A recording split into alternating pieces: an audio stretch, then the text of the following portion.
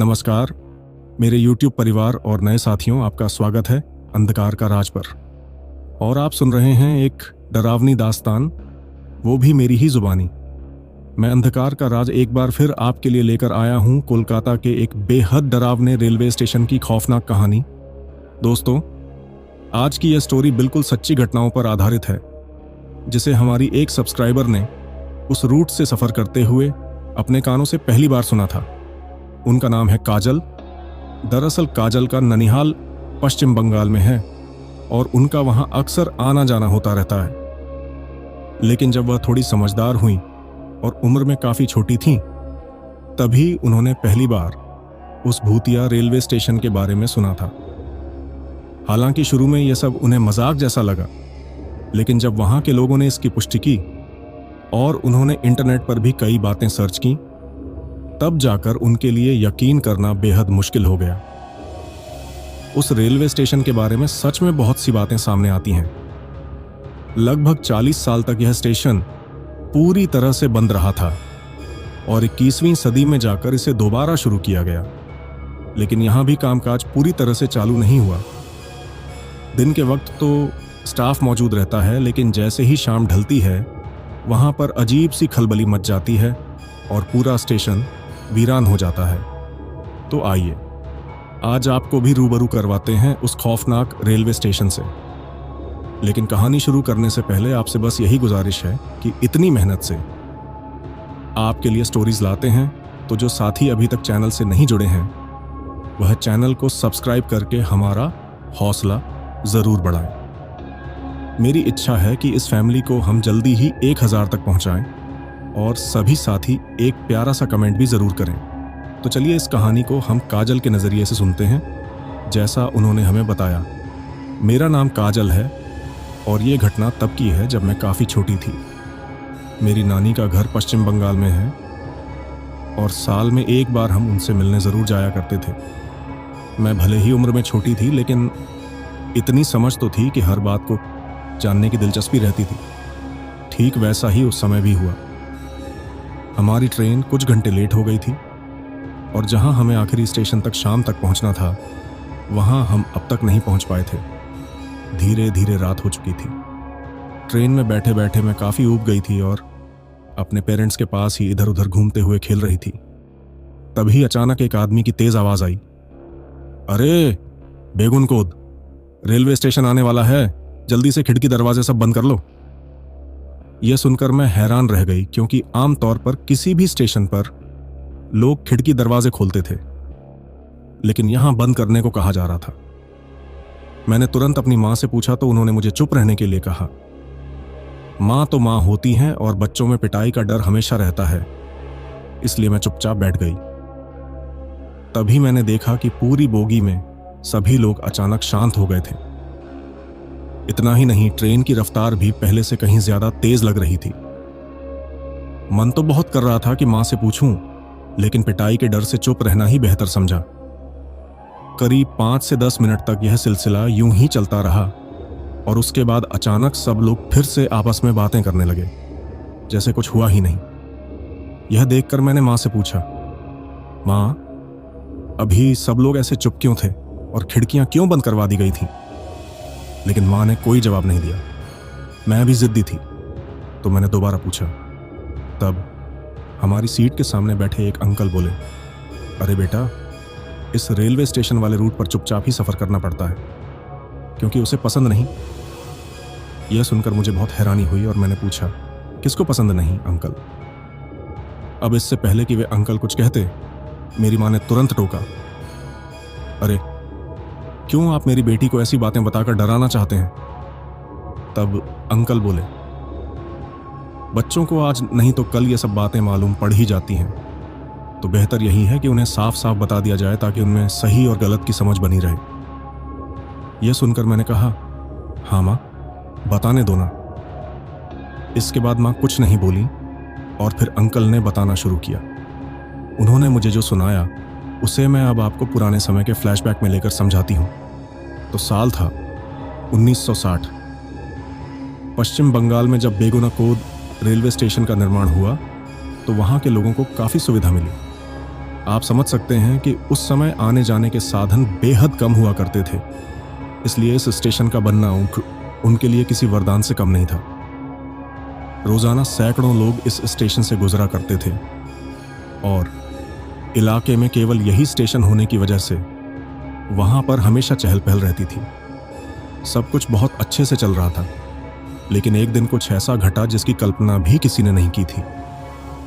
दरअसल रात के समय जब स्टेशन पर लोग कम ही आते जाते थे, उसी वक्त एक ट्रेन वहां आकर रुकी। उस ट्रेन से कुछ यात्री नीचे उतरे और उन्हीं में से एक महिला भी थी। उस महिला ने सफेद साड़ी पहन रखी थी। शायद वह विधवा रही हो, यह कहना मुश्किल था। उसके साथ कोई और नहीं था। उम्र उसकी ज्यादा नहीं लगती थी, अधिकतम 30 से 35 साल की रही होगी। उसके पास एक छोटी सी पोटली थी, शायद उसके सामान से भरी हुई। वह देखने में बहुत कमजोर लग रही थी, जैसे लंबे समय से उसने कुछ खाया ना हो। वह ट्रेन से उतरी और सीधे पटरियों से होकर जाने लगी, क्योंकि स्टेशन का मेन एंट्रेंस थोड़ा दूर था। शायद जल्दी निकलने के लिए उसने पटरी का रास्ता चुन लिया। महिला अभी पटरी पर ही चल रही थी कि अचानक उसका संतुलन बिगड़ा और वह वहीं गिर पड़ी। उस समय वहां आसपास कोई भी नहीं था जो उसकी मदद कर पाता। जिस हिस्से से वह गुजर रही थी वहां गहरा अंधेरा था और 1960 के दौर में वैसे भी बिजली की व्यवस्था ढंग की नहीं होती थी। पटरी के उस कोने पर तो वैसे भी ज्यादा रोशनी नहीं रहती थी। नतीजतन किसी ने उस महिला को गिरते हुए देखा तक नहीं। शायद वह वहीं पटरी पर बेहोश हो गई थी और उठ ही नहीं पाई। इसी दौरान उसी पटरी पर से एक ट्रेन आ गई। वह महिला अब भी बेहोश वहीं पड़ी हुई थी। उसे बिल्कुल भी अंदाजा नहीं हुआ कि सामने से ट्रेन आ रही है। चंद पलों में ही ट्रेन उसके ऊपर से गुजर गई। महिला पटरियों के बीचों बीच गिरी हुई थी और ट्रेन ने उसके शरीर के असंख्य टुकड़े कर डाले। सुबह के समय जब कुछ रेलवे कर्मचारी ड्यूटी पर आए तो उन्होंने पटरियों पर बिखरा उसका क्षत विक्षत शव देखकर दहशत में आकर तुरंत स्टेशन मास्टर को खबर दी। फिर स्टेशन मास्टर ने पुलिस को बुलवाया। पुलिस ने शव अपने कब्जे में लेकर जांच की, लेकिन उन्हें यह पता नहीं चल पाया कि वह महिला आखिर थी कौन। उसकी पोटली भी चेक की गई, लेकिन उसमें कपड़ों के अलावा और कुछ नहीं मिला। जब काफी समय तक उसकी पहचान नहीं हो पाई और न ही कोई उसे ढूंढने आया, तो पुलिस ने यह केस बंद कर दिया। अब वहां के लोगों ने इसे एक सामान्य घटना मान लिया और जल्द ही भूल भी गए। अक्सर रेलवे स्टेशनों पर लोग आत्महत्या कर लेते हैं, तो सबको यही लगा कि शायद यह महिला भी उसी मकसद से वहां आई होगी।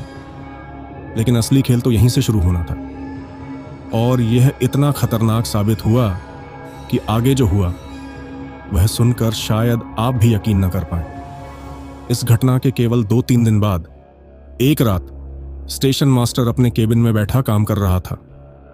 उस दिन उससे काम ज्यादा था, इसलिए अब तक घर नहीं गया था। तभी अचानक उसे केबिन के बाहर से किसी लड़की की आवाज सुनाई दी। आवाज सुनकर वह तुरंत बाहर निकला।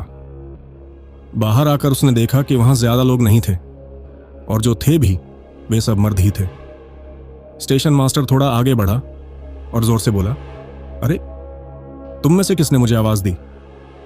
यह सुनकर सारे लोग एक दूसरे का चेहरा ताकने लगे।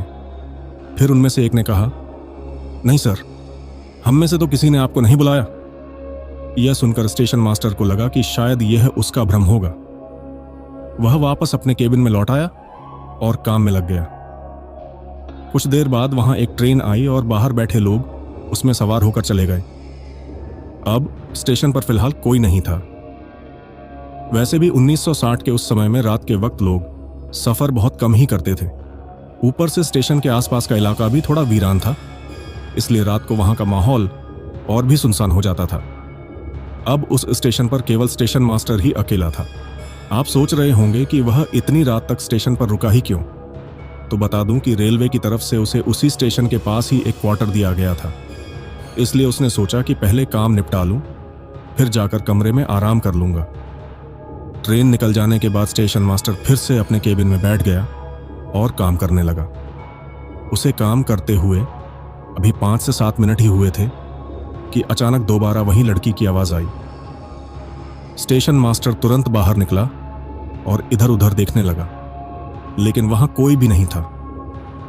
इस बार वह सचमुच घबरा गया। उसे लगने लगा था कि कुछ न कुछ गड़बड़ जरूर है। इसलिए उसने अपने केबिन के दरवाजे के की होल से बाहर झांकने की कोशिश की, लेकिन उसे बाहर सब कुछ सामान्य ही नजर आया।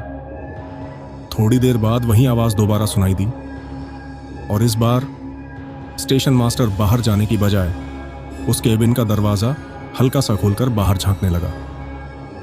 जैसे ही उसने दरवाजे से बाहर देखा तो वह हैरान रह गया, क्योंकि सामने की पटरी पर एक सफेद साड़ी पहने औरत टहल रही थी। उस औरत को देखकर स्टेशन मास्टर ने पहले तो अपनी आंखें मलीं, यह सोचकर कि शायद उसे कोई भ्रम हो रहा है। लेकिन जब उसने दोबारा ध्यान से देखा तो पाया कि वास्तव में ट्रेन की पटरी पर एक सफेद साड़ी वाली महिला थी। वह महिला बिल्कुल भी साधारण औरत जैसी नहीं लग रही थी। उसके बाल खुले थे जो आगे की ओर बिखरे हुए थे। सफेद साड़ी पर जगह जगह लाल लाल धब्बे थे, और वह बेहद धीमी चाल से पटरियों पर चल रही थी। अचानक वह महिला अपनी जगह पर रुक गई। उसे रुकता देख स्टेशन मास्टर बुरी तरह घबरा गया। इससे पहले कि वह कुछ और सोच पाता, उस महिला ने सीधे उसके केबिन की ओर देखा। यह देखकर स्टेशन मास्टर और ज्यादा डर गया, और उसने फौरन अपने केबिन का दरवाजा अंदर से बंद कर लिया। अब स्टेशन मास्टर इंतजार कर रहा था कि आगे क्या होगा। तभी अचानक उसके केबिन के दरवाजे पर किसी ने दस्तक दी। वह आवाज सुनकर उसका कलेजा जोर से कांप उठा। उसे लगा कि यह वही सफेद साड़ी वाली औरत होगी। उसने न तो कोई प्रतिक्रिया दी और न ही दरवाजा खोला। खटखटाने की आवाज फिर से गूंजी, लेकिन इस बार भी स्टेशन मास्टर चुप ही बैठा रहा। कुछ देर बाद उसे किसी के पैरों की वापस जाते हुए आहट सुनाई दी। स्टेशन मास्टर अपने केबिन में बैठा मुंह पर हाथ रखकर उस औरत के पूरी तरह लौट जाने का इंतजार करने लगा। करीब आधे घंटे बाद जब उसे यकीन हो गया कि वह औरत जा चुकी है, तो उसने झटपट अपना बैग उठाया और तेजी से दरवाजा खोलकर वहां से अपने कमरे की ओर भाग गया। थोड़ी ही देर में स्टेशन मास्टर अपने कमरे में पहुंच गया, जहां उसकी पत्नी उसका इंतजार कर रही थी। उसके आते ही पत्नी ने सवालों की झड़ी लगा दी। अरे कहां रह गए थे इतनी देर तक? तुम्हें पता है ना यह जगह कितनी सुनसान है? मुझे बहुत डर लगता है। समय पर आया करो। लेकिन स्टेशन मास्टर ने उसके किसी भी सवाल का जवाब नहीं दिया। इसी बीच उसकी पत्नी की नजर उसके चेहरे पर गई।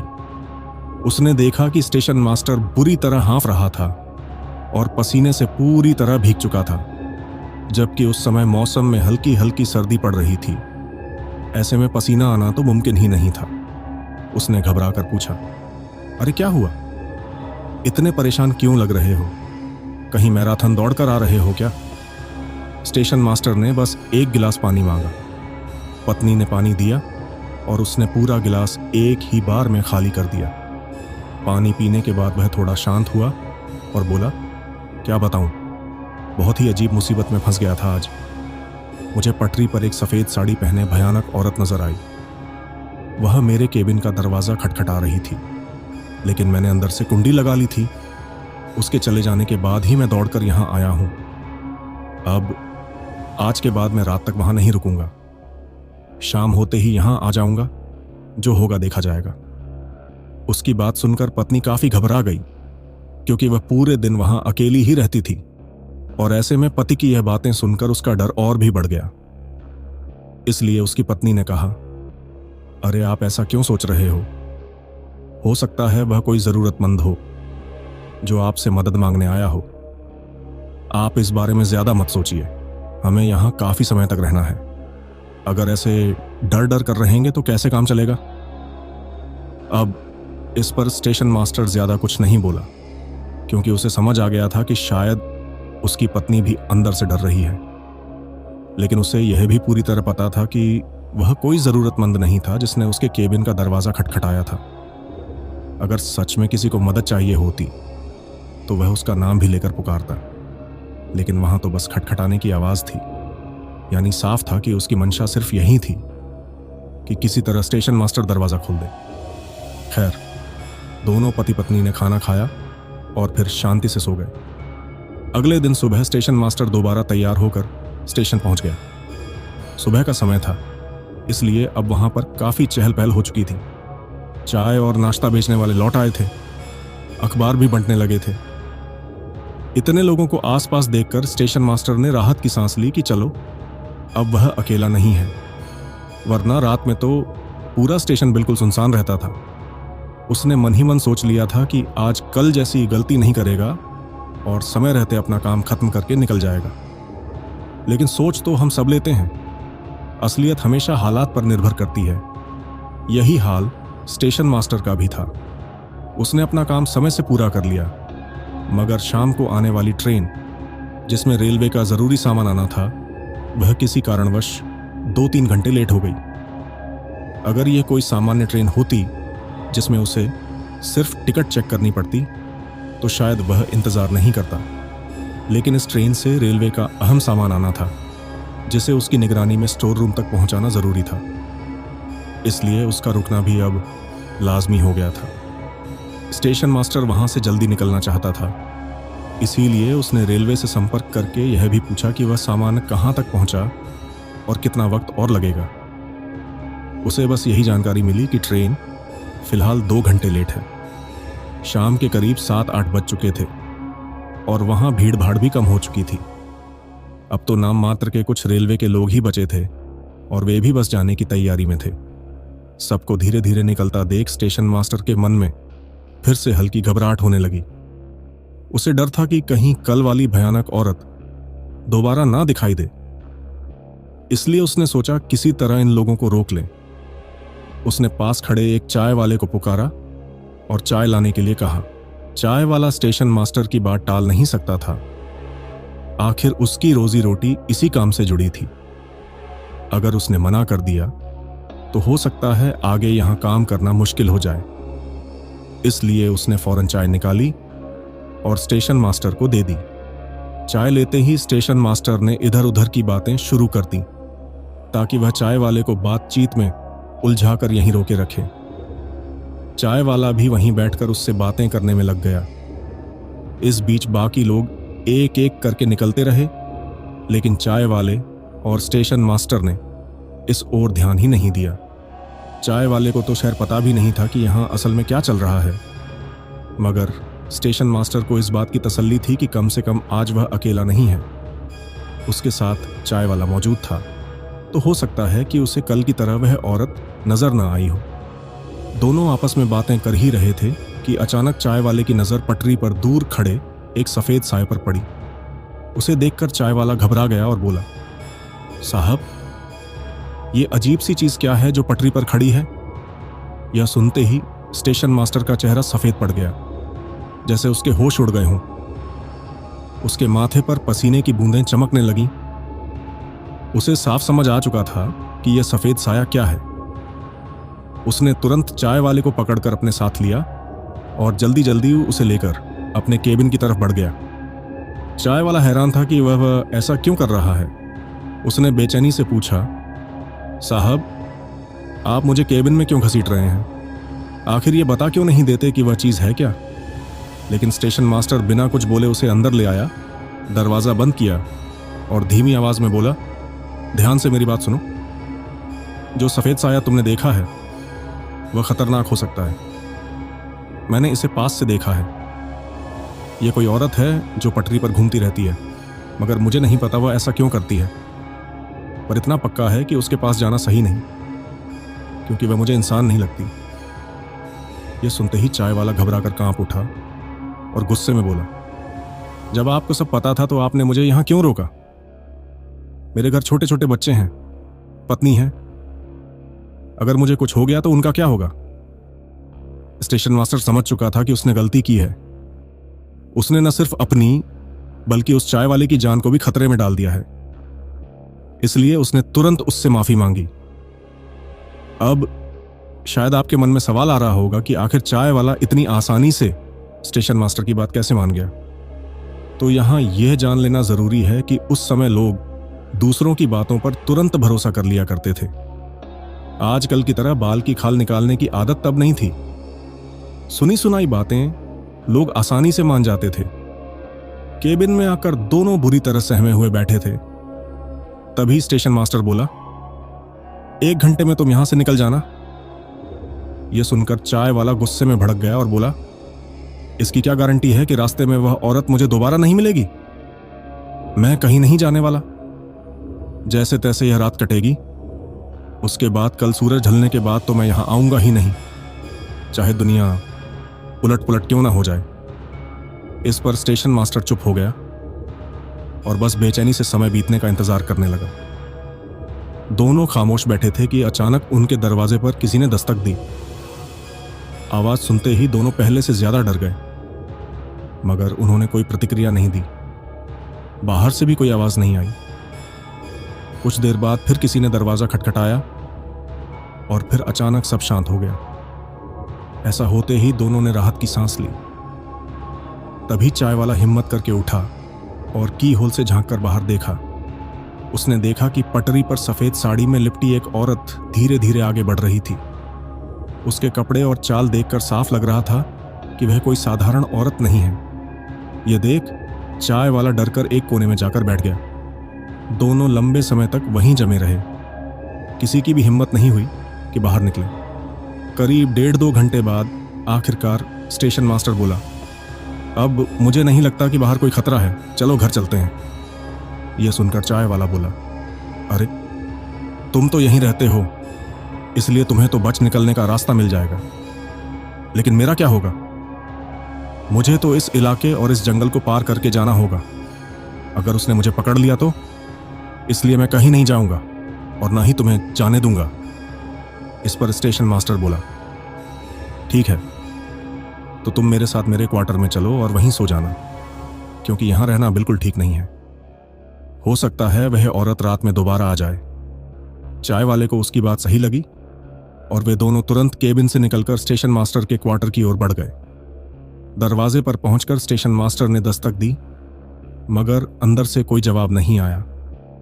अगले ही पल उसने फिर जोर से दरवाजा खटखटाते हुए कहा, अरे भगवान, ये मैं हूं, दरवाजा खोलो। यह सुनते ही उसकी पत्नी ने दरवाजा खोला और दरवाजा खुलते ही वह रोने लगी। वह घबरा कर बोली, मैं यहां नहीं रहना चाहती, यहां अजीब अजीब से साए घूमते हैं। स्टेशन मास्टर ने उसे शांत किया और पूछा कि आखिर हुआ क्या। तब उसकी पत्नी ने रोते हुए 1 घंटे पहले की घटना सुनानी शुरू की, जिसे मैं अब अपने शब्दों में बता रहा हूं। स्टेशन मास्टर की पत्नी लगातार उसके आने का इंतजार कर रही थी। वह चिंता में कभी कमरे से बाहर गलियारे में निकल आती और फिर वापस चली जाती। उसे स्टेशन मास्टर की बात याद थी कि यहां सफेद साड़ी में एक औरत दिखाई देती है। चूंकि रेलवे स्टेशन छोटा था और क्वार्टर में भी ज्यादा लोग नहीं रहते थे, इसलिए वहां ले देकर स्टेशन मास्टर और उसकी पत्नी ही थे। बाकी कुछ कर्मचारी होते भी तो अक्सर रात में नहीं रुकते थे। मतलब उस पूरे क्वार्टर में पत्नी अकेली थी। ऐसे में स्टेशन मास्टर की बातें उसे और डरा रही थीं। अकेले कमरे में बैठते हुए उसका डर और बढ़ जाता, इसलिए वह बाहर आकर इधर उधर टहलती रहती। थोड़ी दूर लोगों की आवाजाही देखकर उसे कुछ राहत मिल जाती, मगर कुछ देर बाद आसपास का सन्नाटा और गहरा हो गया। अब पूरे इलाके में वह और भी अकेली रह गई। जब वह इधर उधर चल रही थी, तभी उसकी नजर सामने पटरियों की ओर गई। उसे वहां एक सफेद सी आकृति धीरे धीरे उसकी ओर बढ़ती हुई दिखाई दी। स्टेशन मास्टर की पत्नी लंबे समय तक हैरानी से उस आकृति को देखती रही। उसे समझ नहीं आ रहा था कि वह कौन या क्या चीज है, क्योंकि वह आकृति धीरे धीरे बड़ी होती जा रही थी। इसका मतलब साफ था कि वह न केवल चल रही थी, बल्कि सीधे उनकी ही तरफ बढ़ रही थी। धीरे धीरे जब वह उनके बिल्कुल पास पहुंची, तो स्टेशन मास्टर की पत्नी ने देखा कि वह किसी औरत की आकृति थी, जिसने सफेद साड़ी पहनी हुई थी। उसके बाल इतने अजीब तरीके से बिखरे थे कि उसका चेहरा बिल्कुल भी दिखाई नहीं दे रहा था। कोई भी सामान्य औरत रात के इस समय पटरियों पर इस तरह से चलने नहीं आ सकती, इसीलिए यह औरत बिल्कुल साधारण औरत नहीं हो सकती। यह सोचते ही स्टेशन मास्टर की पत्नी बुरी तरह डर गई। तभी अचानक उन्हें रात में अपने पति की कही हुई बात याद आई कि उन्होंने भी सफेद साड़ी पहने किसी अजीब औरत को पटरियों पर चलते देखा था। और अब जब उन्होंने खुद अपने सामने वही औरत देख ली, तो उन्हें यकीन हो गया कि यह वही औरत है और शायद कोई भूत प्रेत जैसी चीज है। स्टेशन मास्टर की पत्नी तुरंत भागकर अपने क्वार्टर में लौटी और तेजी से खिड़की दरवाजे बंद कर लिए ताकि वह सफेद साड़ी वाली औरत उनके पीछे ना आ सके। क्वार्टर में आकर उन्हें थोड़ी राहत मिली कि अब वही यहां सुरक्षित हैं। दरवाजा बंद करके वह बिस्तर पर बैठ गई और अपने पति के बारे में सोचने लगी कि काश वह अभी यहीं ना आए, जहां हैं वहीं रहे। वह यही सोच ही रही थी कि अचानक किसी ने दरवाजा खटखटाया। आवाज सुनकर वह और ज्यादा घबरा गई, लेकिन कोई प्रतिक्रिया नहीं दी। अगले ही पल फिर से किसी ने दरवाजा खटखटाया, लेकिन इस बार भी उन्होंने दरवाजा नहीं खोला, क्योंकि अगर बाहर स्टेशन मास्टर होते तो आवाज भी देते, पर यहां तो कोई आवाज ही नहीं आ रही थी। इसका मतलब साफ था कि शायद वही औरत यहां पहुंच गई है। जब उन्होंने तीसरी बार भी दरवाजा नहीं खोला तो बाहर से कोई जोर जोर से दरवाजा पीटने लगा। लगभग 5 से 7 मिनट तक लगातार दरवाजा पीटा गया, लेकिन उसके बाद अचानक सन्नाटा हो गया। फिर भी उन्होंने दरवाजा खोलने की हिम्मत नहीं की विशेषम और तय कर लिया कि जब तक स्टेशन मास्टर वापस नहीं आते तब तक वह दरवाजा नहीं खोलेंगी। सुबह होने पर उन्होंने यह पूरा किस्सा स्टेशन मास्टर को बताया। अब स्टेशन मास्टर को भी साफ हो गया कि उस औरत को यह पता चल चुका है कि उनकी पत्नी भी यहीं पर है। उन्होंने पत्नी को समझाते हुए कहा कि चिंता मत करो, मैं कल ही बात करूंगा और यहां से ट्रांसफर ले लूंगा। हम लोग अब ऐसी जगह नहीं रहेंगे और जब तक तबादला नहीं होता मैं शाम होते ही यहीं आ जाऊंगा, बाकी काम भाड़ में जाएं। थोड़ी देर बाद उन्हें ट्रेन की आवाज सुनाई दी। आवाज सुनकर स्टेशन मास्टर बोले, लगता है ट्रेन आ गई, इसमें से रेलवे का सामान उतरना है, मैं जाकर रखवाता हूं, लेकिन तुम लोग दरवाजा बंद करके ही रहना। यह सुनकर उनकी पत्नी बोली, मुझे अकेले डर लग रहा है, मैं भी आपके साथ चलूंगी। अभी तो ट्रेन में से कुछ लोग उतरेंगे तो माहौल थोड़ा सामान्य लगेगा और डर भी कम होगा। स्टेशन मास्टर को यह बात सही लगी और फिर वह अपनी पत्नी और उस चाय वाले के साथ ट्रेन की तरफ बढ़ गए, क्योंकि चाय वाला भी अब वहां अकेला नहीं रहना चाहता था। खासकर यह सब सुनने के बाद ट्रेन आई और उसमें से रेलवे का थोड़ा बहुत सामान उतारकर स्टेशन मास्टर ने रखवाया। उसी दौरान ट्रेन वहां से निकल गई, लेकिन उसमें से कोई भी उस समय स्टेशन पर नहीं उतरा। इसके बाद स्टेशन मास्टर ने अपना केबिन लॉक किया और फिर पत्नी और चाय वाले के साथ क्वार्टर लौट आए। उन्होंने जैसे तैसे रात काटी और सुबह होते ही स्टेशन मास्टर ने रेलवे अफसरों से अपने तबादले की बात की। उन्हें यह भी पता था कि अगर वह भूत की बात करेंगे तो कोई उन पर विश्वास नहीं करेगा, लेकिन लोग उन्हें पागल जरूर कहेंगे। इसलिए उन्होंने सिर्फ इतना कहा कि यह सुनसान रेलवे स्टेशन है और आसपास कोई सुविधा भी नहीं है, हमें रहने में परेशानी हो रही है, इसलिए मेरी बदली किसी ऐसी जगह करवा दीजिए जहां थोड़ी बहुत भीड़भाड़ हो। अब आप समझ ही सकते हैं कि सरकारी काम कितनी धीमी रफ्तार से चलते हैं, तो स्टेशन मास्टर की इस गुहार पर सुनवाई में भी कितना वक्त लगने वाला था, यह बताने की जरूरत नहीं। उनकी पत्नी इन सब घटनाओं से इतनी डरी हुई थी कि दोपहर होते ही अपने पति के साथ उनके केबिन में आकर बैठ जाती थी, क्योंकि अब वह अपने क्वार्टर में अकेली नहीं रहना चाहती थी। स्टेशन मास्टर भी अपना काम जैसे तैसे जल्दी निपटाकर क्वार्टर लौट आता था। इस बीच चाय वाले ने वहां आसपास के सभी लोगों को यह बात फैला दी कि आधी रात को यहां सफेद साड़ी पहनी औरत घूमती है। यह सुनकर जो थोड़े बहुत लोग पहले यहां आते थे उनका आना जाना भी और कम हो गया। अब ज्यादातर नियमित यात्री पास वाले दूसरे स्टेशन से सफर करने लगे, यह सोचकर कि चलो वहां कम से कम उस औरत से तो सामना नहीं होगा। चूंकि इस स्टेशन पर अब वैसे भी बहुत कम लोग आते थे तो यहां काम भी उतना नहीं रहता था, इसलिए स्टेशन मास्टर अपना काम निपटाकर जल्दी ही घर चला जाता था। इसी दौरान कुछ दिनों बाद फिर से रेलवे का जरूरी सामान यहां लाना था। वह सामान रात करीब 7 से 8 बजे पहुंचने वाला था। उस वक्त सर्दियों का मौसम था, इसलिए अंधेरा भी जल्दी हो गया था। स्टेशन मास्टर अपनी पत्नी के साथ केबिन में बैठकर सामान आने का इंतजार कर रहा था। दोनों बातें करते करते बाहर निकल आए। समय लगभग 7:30 ही हुआ था और अब तक उन्होंने उस औरत को नहीं देखा था, इसलिए थोड़े निश्चिंत थे कि शायद वह आज न आए। उस समय स्टेशन पर इक्का दुक्का लोग ही मौजूद थे, जो ज्यादातर चाय पकौड़े बेचने वाले थे, और वे भी अपना सामान समेटकर जाने की तैयारी कर रहे थे। तभी अचानक ट्रेन की सीटी सुनाई दी। ट्रेन की आवाज ने वहां मौजूद सबका ध्यान खींचा और सब लोग उसी दिशा में देखने लगे। पर जैसे ही उन्होंने देखा तो उनकी आंखें भय से चौड़ी रह गईं, क्योंकि जिस पटरी पर ट्रेन आ रही थी उसके बगल वाली पटरी पर एक औरत सफेद साड़ी पहनकर दौड़ रही थी। ऐसा लग रहा था जैसे वह ट्रेन से रेस लगा रही हो। ट्रेन की गति जितनी तेज थी वही रफ्तार उस औरत की भी थी। यह देख वहां मौजूद सब लोग कांप उठे। चाय वाले ने पहले ही सबको उस औरत के बारे में बताया था, लेकिन कुछ लोग इसे अफवाह समझते थे। आज उनकी आंखों के सामने वह औरत ट्रेन के साथ दौड़ रही थी तो वे भी डर से सन्न रह गए। सब लोग समझ नहीं पा रहे थे कि क्या करें। तभी स्टेशन मास्टर चिल्लाया, सभी लोग जल्दी मेरे केबिन में चलो, वह हमें नुकसान पहुंचा सकती है। यह सुनते ही सभी ने अपना सामान वहीं छोड़ दिया और तुरंत उसके केबिन की ओर भागे। स्टेशन मास्टर और उनकी पत्नी भी तेजी से अंदर आए और दरवाजा भीतर से बंद कर लिया। अब सब लोग डर से कांप रहे थे, क्योंकि यह दृश्य साधारण बिल्कुल नहीं था। उन्हें ट्रेन की गड़गड़ाहट करीब आती सुनाई दे रही थी और साथ ही यह भी एहसास था कि बगल वाली पटरी पर वह औरत अब भी दौड़ रही है। कुछ ही देर में ट्रेन वहां से गुजरी। शायद उसे स्टेशन पर रुकना नहीं था। ट्रेन निकलते ही स्टेशन मास्टर ने धीरे से की होल से झांका, लेकिन बाहर देखकर वह सन्न रह गया।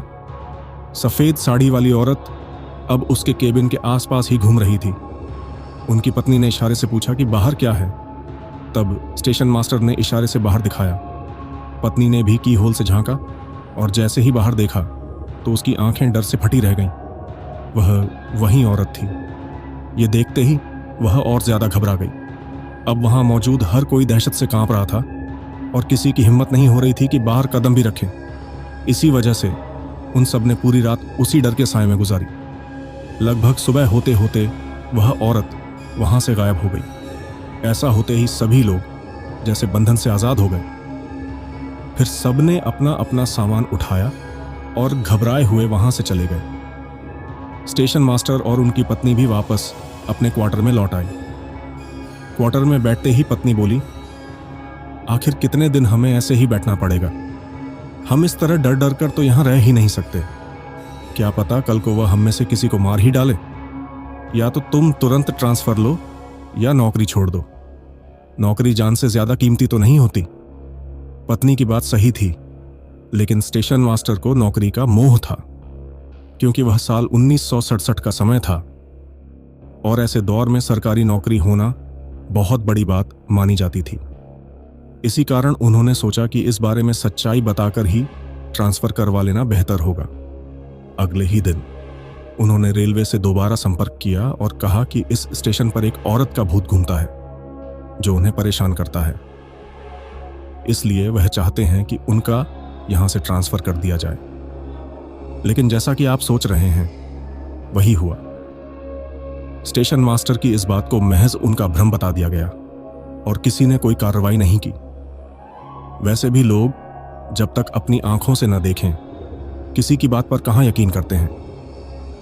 यह सुनकर पत्नी गुस्से से बोली, यह नौकरी छोड़ दो, गांव जाकर खेतीबाड़ी कर लेंगे, यहां मरने से तो अच्छा है। तब स्टेशन मास्टर ने कहा, देखो, बात समझने की कोशिश करो। मैं यह नौकरी नहीं छोड़ सकता। इसे पाने के लिए मैंने बहुत मेहनत की है। मैं अपनी मेहनत पर यूं ही पानी नहीं फेर सकता। कोई ना कोई रास्ता जरूर निकालेंगे। एक काम करते हैं, मैं किसी तांत्रिक बाबा से मिलकर देखता हूं। शायद वह कुछ उपाय कर दें और हमें इस मुसीबत से छुटकारा मिल जाए। पर नौकरी मैं नहीं छोड़ूंगा। ट्रांसफर की कोशिश कर रहा हूं, लेकिन उसमें थोड़ा समय लगेगा। तब तक हिम्मत बनाए रखो। और एक काम और करता हूं, मैं गांव से मां को बुला लेता हूं। वह तुम्हारे साथ रहेंगी तो तुम्हें डर भी नहीं लगेगा। यह कहकर स्टेशन मास्टर ने घर पर चिट्ठी लिखी, जिसमें लिखा, आपकी बहुत याद आ रही है, कुछ महीने हमारे पास आ जाइए। चिट्ठी पोस्ट कर दी गई थी, पर उसे पहुंचने में समय लगना था और फिर मां को यहां आने में भी वक्त लगेगा। इस बीच स्टेशन मास्टर स्थायी समाधान ढूंढने में लगे रहे। उन्होंने आसपास के कामगारों से पूछा तो किसी ने उन्हें एक बंगाली बाबा के बारे में बताया। स्टेशन मास्टर उसी दोपहर सारा काम छोड़कर उस बाबा से मिलने गए और अपनी सारी समस्या बताई।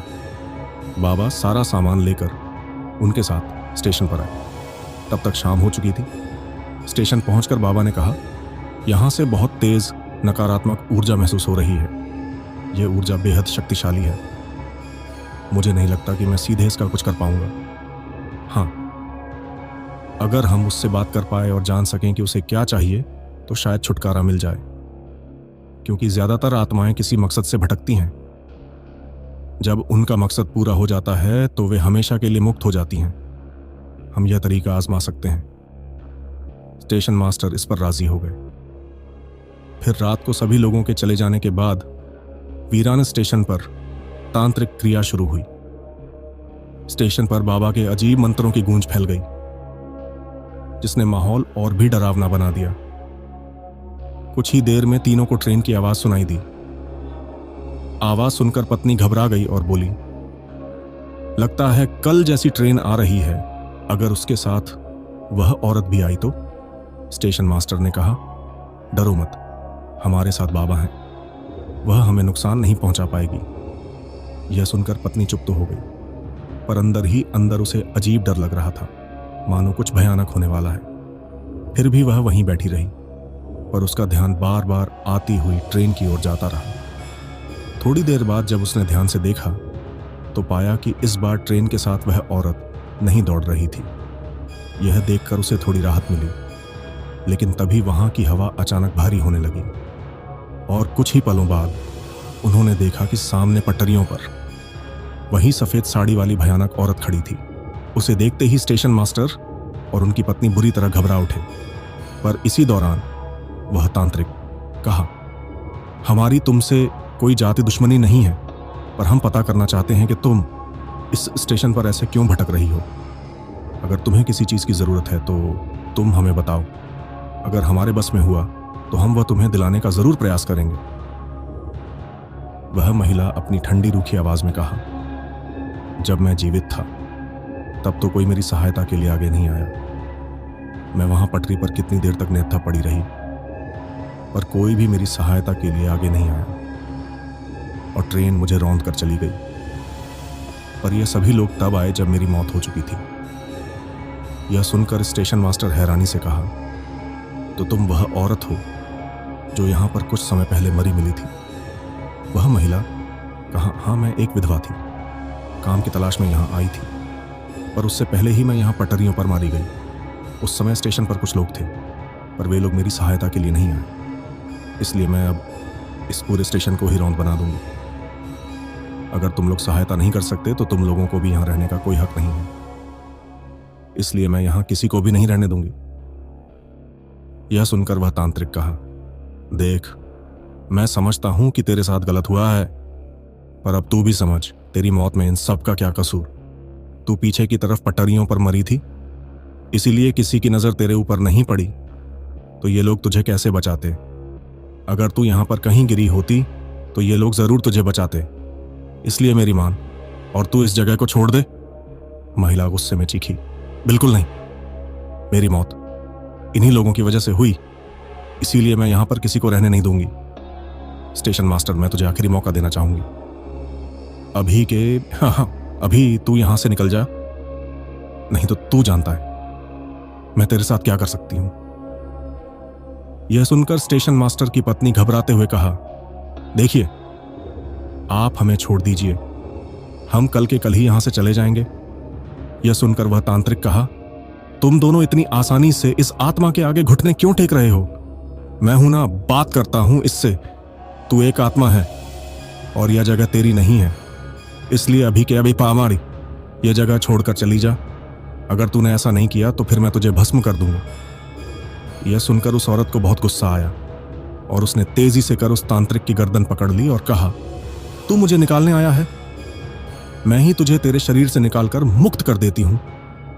यह कहाकर वह भयानक औरत उस तांत्रिक का गला दबाने लगी, पर ठीक इसी दौरान स्टेशन मास्टर कहा, देखिए, ऐसा मत कीजिए, हम कल के कल ही यहां से चले जाएंगे, आप इन्हें छोड़ दीजिए। यह सुनकर उस औरत ने उस स्टेशन मास्टर को एक जोरदार धक्का दिया, जिससे वह स्टेशन मास्टर पीछे की दीवार से जा टकराया। और फिर वह महिला गुस्से में कहा, अब यह भी तू मुझे बताएगा कि मुझे क्या करना है? उस दिन तेरी वजह से मेरी मौत हुई और अब भी तू मुझे ऑर्डर दे रहा है। बोलते हुए वह महिला गुस्से में तेजी से स्टेशन मास्टर की ओर हवा में तैरते हुए बढ़ने लगी। इसी दौरान स्टेशन मास्टर की पत्नी की नजर उस महिला के पैरों पर पड़ी, जो कि उल्टे थे, और महिला तेजी से स्टेशन मास्टर के पास आई और उसका गला दबाने लगी। इसी दौरान तांत्रिक ने जैसे तैसे खुद को संभाला और फिर कुछ मंत्र उच्चारण कर लाल सिंदूर उस डरावनी महिला के ऊपर फूंक दिया। उस सिंदूर के शरीर से टकराते ही वह महिला जोर से चीखी। इसी दौरान उस तांत्रिक ने दोबारा से मंत्र उच्चारण कर वह सिंदूर उस महिला के ऊपर फूंक दिया। इससे वह महिला घबराते हुए उस तांत्रिक और स्टेशन मास्टर से दूर भाग गई। उसके दूर हटते ही स्टेशन मास्टर की पत्नी दौड़कर स्टेशन मास्टर के पास आई और उसे संभालने लगी। अपने आप को संभालते ही उस स्टेशन मास्टर ने सामने उस तांत्रिक और उस आत्मा का भयानक युद्ध देखा। वह तांत्रिक समझ चुका था कि यह कोई आम आत्मा नहीं है, यह कोई दुष्ट आत्मा है, और अगर उस तांत्रिक ने कोई गलती की या उस आत्मा को मौका दिया तो वह उसकी और वहां मौजूद स्टेशन मास्टर और उनकी पत्नी की जान भी ले सकती है। इसलिए वह उस आत्मा को समय दिए बिना लगातार मंत्र उच्चारण करते हुए उसके ऊपर वह सिंदूर फेंक रहे थे। लगभग 3-4 बार के बाद वह औरत वहां से हवा में ही गायब हो गई। यह देखकर तांत्रिक ने मंत्र उच्चारण करना बंद किया। वहीं वह स्टेशन मास्टर और उसकी पत्नी तांत्रिक के पास आए और स्टेशन मास्टर ने उनसे कहा, क्या वह हमेशा हमेशा के लिए चली गई?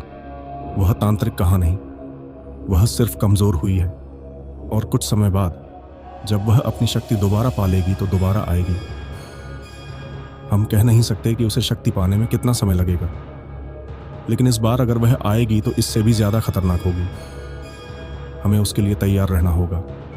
यह सुनकर स्टेशन मास्टर की पत्नी कहा, वह वापस आए या ना आए, मुझे उससे फर्क नहीं पड़ता, हमें बस अपनी जान बचानी चाहिए। हम कल यहां से निकल जाएं। देखा ना, उसने धमकी दी है, और अगर फिर भी हम यहां रहे तो पता नहीं वह हमारे साथ क्या करें। यह सुनकर वह स्टेशन मास्टर का, देखो मैं तुम्हारी बात समझ रहा हूं, पर तुम भी मेरी बात समझो। अगर मैंने यह नौकरी छोड़ दी तो हम अपना गुजर बसर कैसे करेंगे? बहुत मुश्किल से मुझे यह नौकरी मिली है और मैं इसे ऐसे ही नहीं छोड़ सकता। अगर कुछ करने से हमेशा हमेशा के लिए इस आत्मा से छुटकारा मिलता है और मेरी नौकरी भी बच जाती तो उसमें हर्ज ही क्या है। स्टेशन मास्टर की पत्नी ने उन्हें काफी समझाया, पर स्टेशन मास्टर नहीं माने। थक हार कर उन्होंने कहना ही छोड़ दिया। लेकिन हाँ, वह उन्हें छोड़कर गई भी नहीं, क्योंकि हिंदुस्तानी पत्नी अपने पति से हमेशा जुड़ी रहती है और चाहे कैसी भी मुसीबत क्यों ना आए वह उसका साथ नहीं छोड़ती। यही उनके साथ भी हुआ। इतनी बड़ी मुसीबत के बावजूद वह वहीं पर टिककर अपने पति के साथ रही। खैर, उसके बाद उस महिला की आत्मा ने उन्हें परेशान नहीं किया। ऐसे ही 2-3 दिन निकल गए। शाम के वक्त उस महिला का साया पटरी पर दोबारा दिखाई नहीं दिया। यह देखकर स्टेशन मास्टर काफी खुश हुए। उन्हें लगा कि शायद वह महिला अब यहां से चली गई है। उन्होंने अपनी पत्नी से कहा, देखो अब चिंता मत करो, वह जा चुकी है। रही बात ट्रांसफर की तो मैं जरूर ले लूंगा। बस कुछ ही दिनों की बात है, मेरा ट्रांसफर अप्रूव होगा और फिर हम खुशी खुशी दूसरे शहर चले जाएंगे। उनकी पत्नी उनकी यह बात मान गई। इसी बीच एक दिन वह तांत्रिक दोबारा स्टेशन मास्टर के पास आया और हालचाल जानने की कोशिश की। स्टेशन मास्टर ने उसे साफ कहा कि अब यहां कोई समस्या नहीं है, शायद वह आत्मा डरकर भाग गई है। इस बात को 8-10 दिन बीत चुके थे, इसलिए तांत्रिक को भी लगा कि हां, शायद अब डरने की कोई बात नहीं रही। वह भी निश्चिंत होकर लौट गया। उसके बाद ना उसने खबर ली और ना ही स्टेशन मास्टर ने कुछ बताना जरूरी समझा, क्योंकि बताने लायक अब कुछ था ही नहीं। लेकिन लगभग 15 दिन बाद जब स्टेशन मास्टर अपने क्वार्टर में सो रहे थे, तभी किसी ने दरवाजा खटखटाया। आवाज सुनकर दोनों पति पत्नी उठ बैठे। स्टेशन मास्टर ने पूछा, कौन है बाहर? तभी बाहर से वही महिला की भयानक रूह की कंपकंपा देने वाली आवाज आई। क्यों स्टेशन मास्टर? जब मैंने तुम दोनों को कहा था यहां से चले जाओ, तो तुम लोग अब तक क्यों टिके हुए हो? उस आवाज को सुनकर स्टेशन मास्टर की पत्नी घबरा कर बोली, देखा, मैंने तुमसे कहा था ना कि जल्दी यहां से निकल चलो, लेकिन तुमने मेरी बात नहीं मानी और आज तुम्हारी जिद की वजह से हम इस मुसीबत में फिर फंस गए हैं। अपनी पत्नी की बात सुनकर स्टेशन मास्टर चुप रह गया, क्योंकि गलती सचमुच उसी की थी। अगले ही पल पत्नी बोली, देखिए, हमें माफ कर दीजिए, हम कल ही यहां से चले जाएंगे। इन्होंने मेरी बात नहीं मानी थी, लेकिन मैं वादा करती हूं कि हम कल यहां से जरूर निकल जाएंगे। तभी वह औरत बोली, जितना मौका देना था मैं दे चुकी, और तुमने मेरी बात नहीं मानी। अब मैं तुम्हें कोई मौका नहीं दूंगी। तुम्हारी गलती से बाकी लोग सबक लेंगे और यहां आने से पहले 10 बार सोचेंगे। यह कहकर वह जोर जोर से दरवाजा पीटने लगी। दरवाजा ऐसे हिल रहा था जैसे अभी टूट जाएगा। यह देखकर स्टेशन मास्टर की पत्नी रोने लगी, प्लीज ऐसा मत कीजिए, हम अभी भी यह जगह छोड़ सकते हैं, लेकिन हमें मत मारिए। पर उसके इतना रोने गिड़गिड़ाने के बावजूद भी वह महिला चुप रही। कुछ ही देर में उसने दरवाजा तोड़ डाला। दरवाजा टूटते ही वह भीतर आ गई और फिर अगले ही पल उस सुनसान स्टेशन पर स्टेशन मास्टर और उसकी पत्नी की चीख गूंज उठी। यही उनकी आखिरी चीख थी, क्योंकि उसके बाद वहां से कोई आवाज नहीं आई। सुबह जब आसपास लोग जमा हुए और स्टेशन मास्टर नहीं मिले, तो रेलवे के कर्मचारी क्वार्टर पहुंचे। वहां उन्होंने खून से लथपथ स्टेशन मास्टर और उनकी पत्नी के शव पड़े देखे। ये नजारा देखकर लोग सन्न रह गए। सब में खुसुर पुसुर शुरू हो गई कि जरूर इन दोनों को उसी आत्मा ने मारा है। जांच पड़ताल भी हुई, लेकिन कोई ठोस सुराग नहीं मिला, इसलिए केस बंद कर दिया गया। इसके बाद लोग इतने डर गए कि उस स्टेशन पर आना जाना लगभग बंद हो गया। वहां काम करने वाले कर्मचारी भी नौकरी छोड़कर भाग गए। अब वहां कोई आता जाता नहीं था। ट्रेनें भी वहां रुकना बंद हो गईं। रात के समय तो बिल्कुल ही नहीं, बल्कि जब कोई ट्रेन वहां से गुजरती तो कई बार यात्रियों ने सफेद साड़ी में एक औरत को ट्रेन के साथ दौड़ते देखा। कई बार तो वह औरत असाधारण तेजी से दौड़कर ट्रेन से भी आगे निकल जाती। इन घटनाओं ने लोगों के डर को और बढ़ा दिया। रात के समय जब ट्रेन वहां से गुजरती तो ड्राइवर ट्रेन की रफ्तार बढ़ा देते ताकि जल्दी जल्दी स्टेशन छूट जाए। यात्री भी खिड़कियां और दरवाजे कसकर बंद कर लेते ताकि उस महिला का साया अंदर ना आ सके। सब लोग चुपचाप बैठे रहते। आखिरकार सरकार ने वहां का स्टेशन बंद करवा दिया। ये जानकर मुझे बहुत हैरानी हुई कि सिर्फ एक अफवाह के कारण पूरा स्टेशन बंद हो गया। पहले तो मैंने इसे कहानी ही समझा, लेकिन जब मैंने कुछ समय पहले इस स्टेशन के बारे में गूगल पर सर्च किया तो सच सामने आया। यह स्टेशन सचमुच बंद हुआ था और लगभग 40 साल तक बंद रहा। सन 2009 में ममता बनर्जी ने इसे दोबारा खुलवाया, लेकिन आज भी लोग यहां आने से कतराते हैं। लगभग 50 साल पहले की घटनाएं कोई भूल नहीं पाया। बहुत जरूरी होने पर ही लोग इस स्टेशन से गुजरते हैं, वरना पहले जैसी चहल पहल अब नहीं होती। रात में तो आज भी कोई ट्रेन वहां नहीं रुकती। ट्रेनें तेजी से स्टेशन पार कर जाती हैं। खिड़कियां और दरवाजे आज भी बंद रखे जाते हैं। स्टेशन के कर्मचारी भी शाम ढलते ही वहां से निकल जाते हैं। कोई भी रात में रुकता नहीं। पर मैं आज भी सोचती हूं, क्या सचमुच वहां कोई खतरनाक आत्मा है जिसे इंसानों का वहां आना पसंद नहीं? आपको क्या लगता है दोस्तों?